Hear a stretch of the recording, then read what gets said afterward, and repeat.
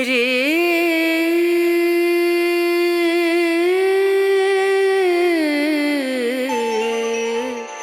રે જય સિયારામ, જય ગુરુદત્ત મહારાજ. મિત્રો, પરિક્રમાનો અવિરત આપનો પ્રવાસ ચાલુ છે. એમાં આ બીજો વિડીયો અને ખરેખર આખા રૂટની અંદર ખૂબ મજા આવે છે. પબ્લિક એવા ભાવથી આવે છે અહીંયા. અને બાપુ આ બધું માનો મહેરામણ, આની તો શું વાત કરીએ. અહીંયા સાધુ સંતો પણ ખૂબ મોજ કરે છે, જે શ્રદ્ધાળુ આવે છે તે પણ ખૂબ મોજ કરે છે. આનંદ આનંદ અને આનંદ, બીજી કોઈ વાત નથી બાપુ. પ્રકૃતિના સાનિધ્યમાં જે આ પ્રાણીઓ પશુ પક્ષીઓ એ કિલોલ કરે છે અને દત્ત મહારાજના ખોળે જે નિર્દોષ આનંદ લૂંટાઈ રહ્યો છે, તે આનંદના ભાગીદાર તમને પણ બનાવવા છે આ વિડીયોમાં મારે. તો બની રહેજો, વિડીયોમાં ખૂબ મજા કરવાની છે. સાથે મળીને આપણે પરિક્રમાનો આનંદ કરીએ. જય સિયારામ, જય ગુરુદત્ત મહારાજ.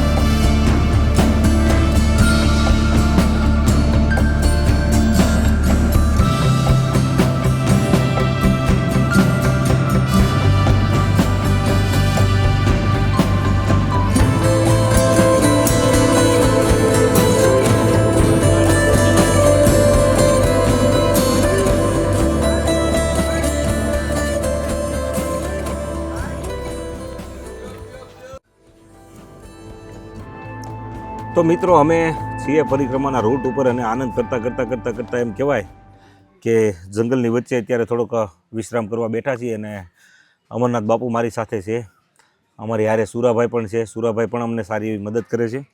અને સુરાભાઈને તો ખાસ મને એવું તો લાગે છે કે ભાઈ નેમિનાથ બાપુની ચેતનાએ અમારી મદદ કરવા મોકલ્યા છે, કે કોને ખબર, ખૂબ મદદ કરે છે સુરાભાઈ. અને બાપુ, આ માહોલની તો શું આપણે વાત કરી, કારણ કે મારી પાસે એવા કોઈ શબ્દ નથી, મારી એવી કોઈ લાયકાત નથી કે ગિરનારની પરિક્રમાની હું વ્યાખ્યા કરી શકું. પણ તમારી જેવા સંતોનો ભાવ અમારી હારે છે અને અમે આ ભાવથી જે યાત્રા કરીએ છીએ તે અમે અમારા જીવનમાં કંઈક એવું પામી ગયા હોય એવું અમને ફીલ થાય છે અવારનવાર. બાપુ, સનાતન સંસ્કૃતિમાં તમારી જેવા સાધુ સંતો જે હકીકત સમાજને જે કંઈક એના નિયમો આપે છે, એની જે વારસામાં એને જ્ઞાન આપે છે, તે જ્ઞાનરૂપી અમૃતધારાની વાત હું તમને કરું તો આ પરિક્રમાથી આપ કેટલા સમયથી વાકેફ છો, અને આપના જે સંન્યાસી જીવનથી લઈને અત્યાર સુધીમાં આપે કેટલી પરિક્રમા કરી છે અને આપના કેવા અનુભવો રહ્યા છે, એ બધી મને વાત કરો, જેથી કરીને મારા દર્શક મિત્રોને પણ ખબર પડે કે આજથી એટલા વર્ષ પહેલાં આ રીતની પ્રણાલિકા હતી અને અત્યારે પણ આ આવી રીતે ચાલી આવે છે. સંન્યાસમાં આવ્યા બાદ મારી પ્રથમ પરિક્રમા 2007માં પ્રથમ. અને સંન્યાસી બન્યા પહેલાં તમારે પરિક્રમા થયેલી ખરી? નહીં, સંન્યાસી બન્યા પહેલાં પરિક્રમા નહીં, પણ સંન્યાસમાં આવ્યા પહેલાં 2007માં મારી પ્રથમ પરિક્રમા. એટલે 13 પરિક્રમા મારી થઈ ચૂકેલી છે, બરોબર. પણ આમ જોવા જોઈએ તો આપ દત્તના સાનિધ્યમાં જો તમે જે વાત કરી રહ્યા છો મારી યારે, તો જ્યાં દત્ત છે ત્યાં સત તો છે જ.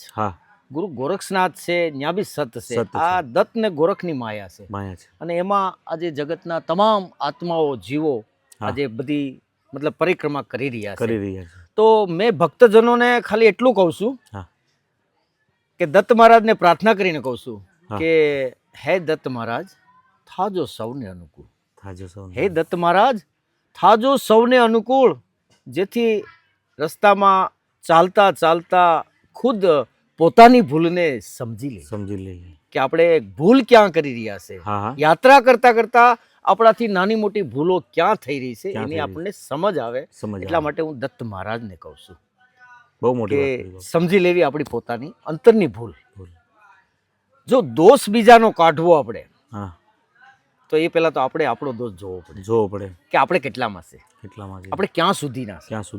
એટલે બીજાના દોષ જોવા કરતા પહેલા આપણે જો આપણો દોષને સમજી લઈએ ને અને પાપને જો પ્રગટ કરી નાખીએ ચાલતા ચાલતા પરિક્રમા કરતા કરતા હા. દત્તના સાનિધ્યમાં જો એકવાર પાપનું પ્રાયશ્ચિત થઈ જાય ને તો હળવા ફૂલ થઈ જાય, હળવા ફૂલ થઈ જાય, આપણો ભાર ઉતરી જાય, ભાર ઉતરી જાય. ભાર ઉતરી જાય.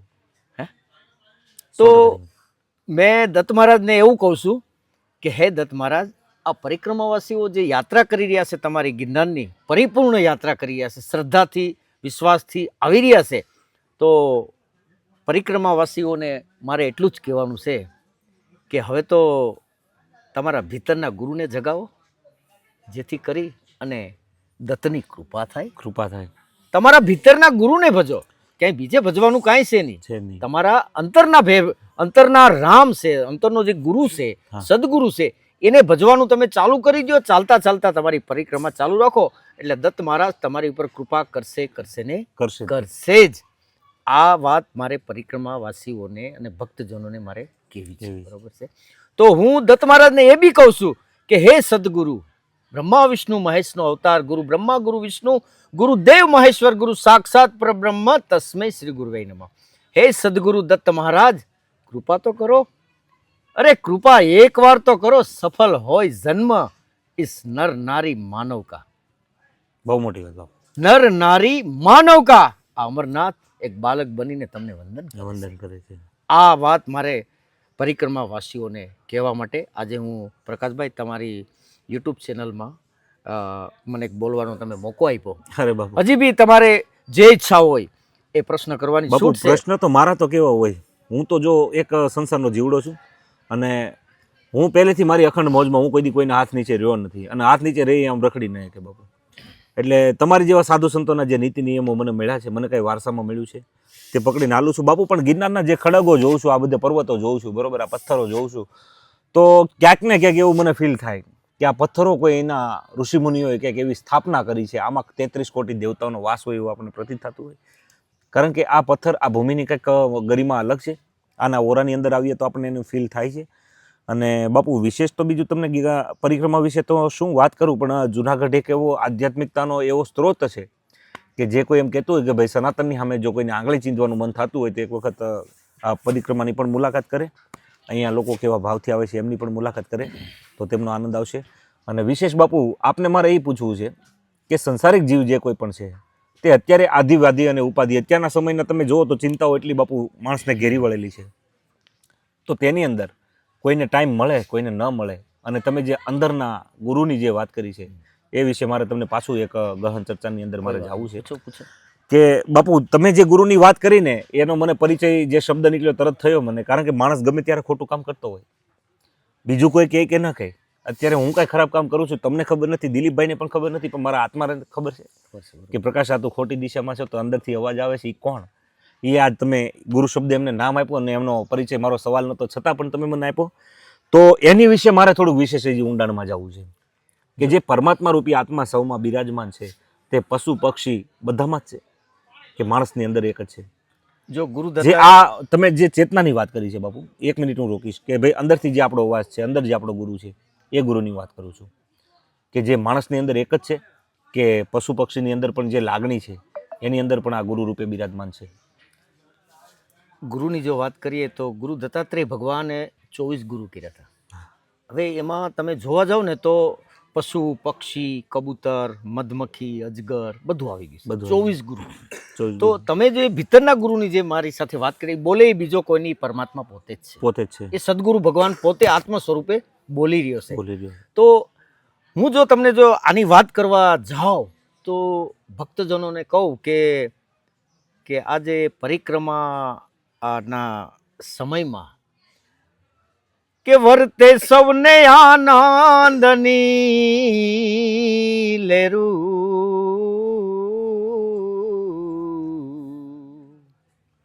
સંત સાધુ ભીતરના ગુરુને ભજો, એવા ભીતરના ગુરુને જગાવો જી. એ વાટે ને ઘાટે કોઈએ હવે વિલંબ ના કરવો, આપણે સૌ એક જ વાટના પંખી, એક જ વાટના સૌ પંખીડા, અકળ કળામાં સૌ જઈને ભળીએ, પછી વર્તે આનંદની લેરું. આ વર્તે આનંદની લેરું એ ક્યારે વર્તે કે આપણે જ્યાં દત્તની ઉપાસના, ગોરક્ષની ઉપાસના, ભગવાનની ઉપાસના સતત ને સતત એમાં રચા પચા રહીએ ત્યારે આનંદની લહેર ઉપડે. અને ઈ વર્તે જ્યારે આનંદની લહેર, ત્યારે આપણે આપણા સંત અને સાધુ અને ભક્તજનોને અને પરિક્રમાવાસીઓને એક જ કહેવાનું છે કે હવે તો ભાઈ તમારા ભીતરના ગુરુને ભજો. હવે તમે આ યાત્રા કરતા કરતા કરતા તમારા ભીતરના ગુરુને ભજવાનું ચાલુ રાખો તો આ યાત્રા મંગલમય થઈ. આ યાત્રાનો માહોલ છે. પછી તો જો ભાઈ કાયા રૂપી આ કોરમાં એક જ આત્મ બિરાજે, કોઈ પણ મનુષ્યમાં કાયા રૂપી આ કોરમાં એક જ આત્મ બિરાજે. જો કોઈ જુએ એ આત્મને તો મહાસુખ ઉપજે. મહાસુખ ત્યારે ઉપજે કે આત્મદર્શન થાય તો જ મહાસુખ ઉપજે. તો દત્તના સાનિધ્યમાં, ગુરુ ગોરક્ષનાથજીના સાનિધ્યમાં, આ સિદ્ધ ભૂમિમાં, આ કણે કણમાં, પથ્થરોમાં તમે જ્યાં જોવ ત્યાં ઋષિ મુનિ સાધુ સંતો અહીંયા રમી ગયા છે. એવી ભૂમિ ઉપર આજે આપણે પરિક્રમા કરી રહ્યા છે. તો આજે આપણને આનો અહેસાસ કેમ ન થાય, એના માટે આજે ભક્તજનોને અને પરિક્રમાવાસીઓને એટલું જ કહેવાનું કે તમે આ લાવો પૂરેપૂરો લઈ લો, અને આવો લાવ પાછો મળશે નહીં. અને જ્યાં દત્ત છે ત્યાં સત છે ને છે. અને બાપુ વિશેષ વાત કરીએ તો પહેલા જે આજથી 15 થી 20 વર્ષ પહેલા જે માહોલ હતો તેમાં પરિક્રમામાં મોટા ભાગે લોકો 60 થી 70 વર્ષની આજુબાજુના જે પ્રૌઢ લોકો હોય, વૃદ્ધ લોકો હોય, એ વધારે ભાગ લેતા. પણ મને કહેવા દો, આનંદી વાતનો છે કે હવે યુવાનોનો પણ ભાગ વધારે છે. તો યુવાનોને આપ શું માર્ગદર્શન દેવા માંગો છો? જો આજના યુવાનોને માર્ગદર્શન આપણે, કારણ કે એક આ હાશની બાબત છે, યુવાનો અત્યારે ધર્મ તરફ જે વળ્યા છે. જો યુવાન અને બાળકો જો આ માર્ગ ઉપર અત્યારથી ચાલશે ને તો એની જે જીવનની જે નૈયા છે ને બચપનથી જો આ માર્ગ પકડી રાખશે ને તો આગલો જે જન્મ છે ને એનો સફળ થશે. અને સાંસારિક જીવોને તો ખાસ કહેવાનું છે કે તમે ડગલે ને પગલે, હાલતા ને ચાલતા આપણે ક્યાં ભૂલ કરી રહ્યા છે એનો વિચાર, એનું મંથન કરવાનું ચાલુ જ રાખો તો જ આ સંસાર સુખી થશે, બાકી સુખી થશે નહીં. બાકી તો આજે જોઉં ને કે ભક્તજનોને તો આપણે શું કહીએ કે ભાઈ બધા પરમાત્માને ઘેરથી આવ્યા છે. દરેક બાળકો, નર નારી, ગમે તે ગણી, મતલબ પશુ પક્ષી બધાય પરમાત્માને ઘેરથી આવ્યા છે. અને આપણે ત્યાં જવાબ આપવો પડશે, કંઈક કમાઈ કરવી પડશે. તો જવાબ આપવા માટે શું કરવું પડશે? ભજન કરવું પડશે, ભક્તિ કરવી પડશે, ભાવ રાખવો પડશે, નિસ્વાર્થ શ્રદ્ધા વિશ્વાસ અંદરથી પ્રગટ કરવો પડશે. ત્યારે આ હાસી ભક્તિ થાય, એ પહેલાં થશે નહીં.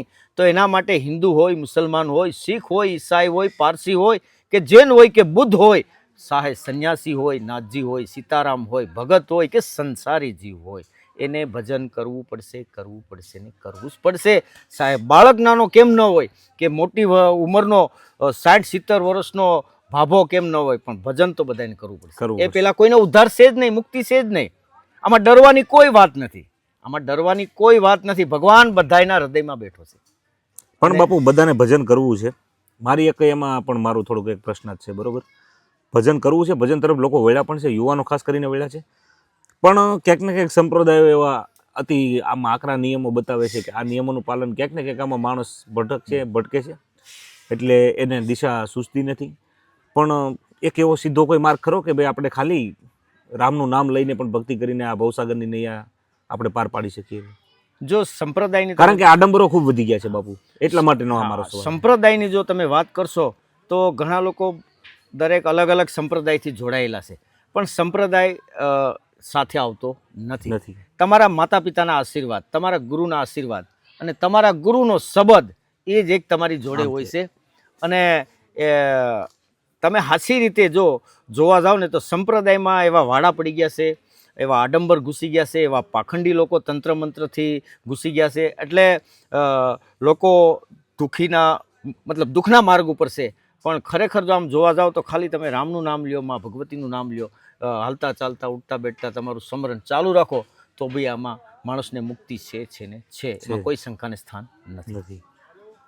તો આપે નિહાળ્યું જેમ અમે આ પરિક્રમાની અંદર એવા ગરવા ગિરનારની તળેટીમાં બાપુ સાથે જે આનંદ કરીએ છીએ, અને આનંદી વાતનો છે કે ખરેખર અહીંયા જો પહેલી વાત તો મોબાઈલના નેટવર્ક આવતા નથી, એટલે જે કહેવાય ને બાપુ અમારી જે જીવન જે અમારું કહેવાય ને કે એક એવી થિયરીમાં અમે પકડાઈ ગયા છીએ કે ક્યારેય શાંતિ માટે અમે પ્રયાસ નથી કરી શકતા, એની માટે અમને સમય નથી મળતો.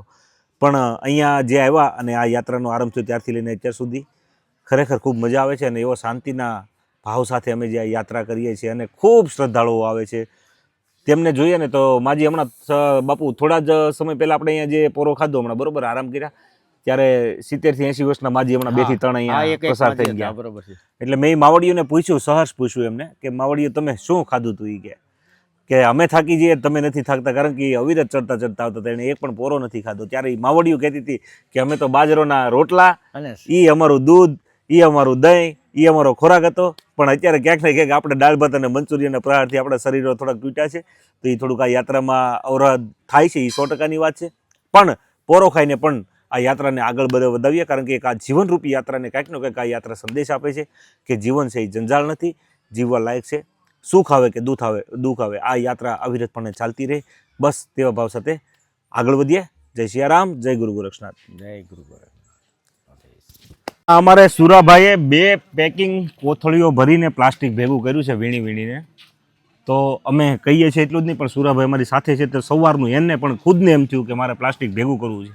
તો આ જંગલમાંથી વીણી જેટલું એના હાથમાં આવે છે ને એ સુરાભાઈ ભેગું કરીને આગળ પોલીસ સ્ટેશને જમા કરાવવાના છે. ખરેખર આ અવેરનેસ બધાની અંદર હોય ને તો જંગલનું કાંઈ બગડે નહીં, અને પ્રકૃતિને પણ આનંદ આવે આપણને એના ખોળે લઈને, અને એને પણ આપણને એમ કહેવાય ને કે આપણા જ બાળકો આપણી ઘરમાં થોડીક ગોબરાઈ કરતા હોય તો આપણને કેવું ફીલ થાય બાપુ? આ એવી વાત છે. તો આપણે પણ એમના બાળકો છીએ, તો એમનું ઘર સ્વચ્છ રાખીએ અને સાથે સ્વચ્છ ઘરમાં આનંદ કરીએ. જય સિયારામ, જય ગુરુ દત્તાત્રેય.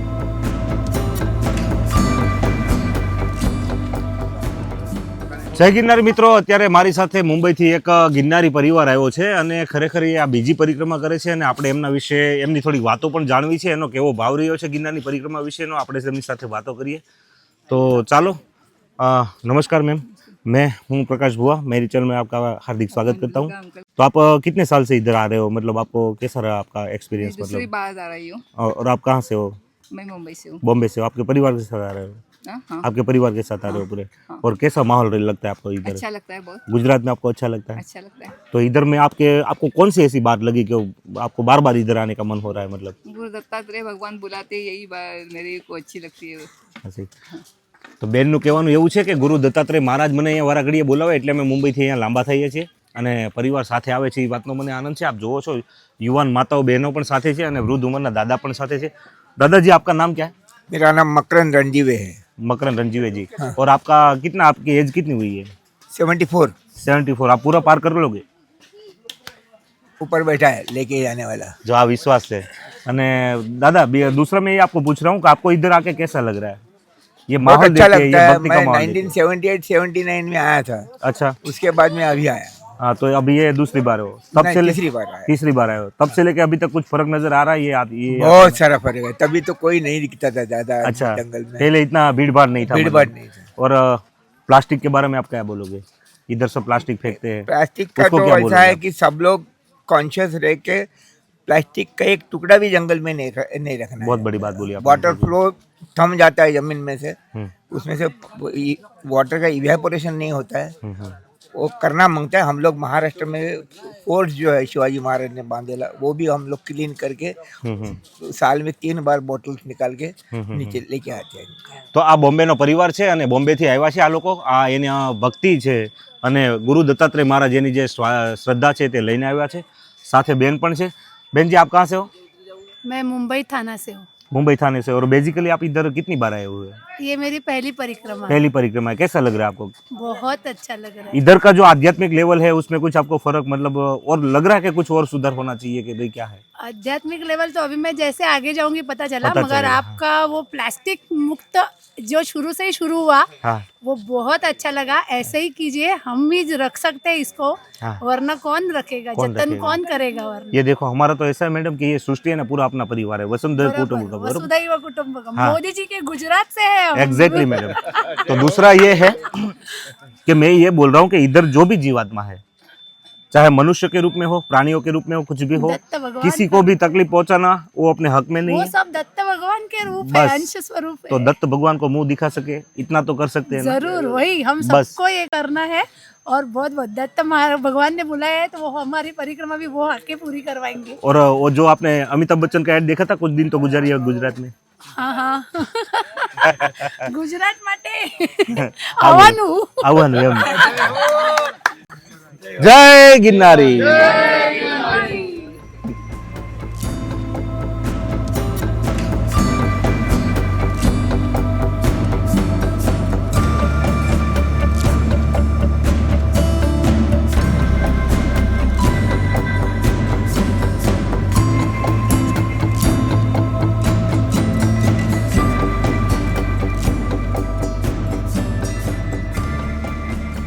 તો મિત્રો આ પરિક્રમાનો માહોલ છે અને ખરેખર અહીંયા જે ભાવિક ભક્તો, સાધુ સંતો, જતી સતી સેવકો અને બધાની જ માટે સેવા કરવા માટે એક ભારતીબેન રૈયાણી તથા તેમના હસબન્ડ ભાઈ શ્રી રમેશભાઈ રૈયાણી દ્વારા એક સરસ મજાનું નાસ્તાનું આયોજન કરવામાં આવેલું છે। એમાં ચા, ગાંઠિયા અને જલેબીની સેવા પૂરી પડાય છે અને બેન આ 24/7 રાતે પણ આ જ સેવા અવિરતપણે ચાલુ રહેશે।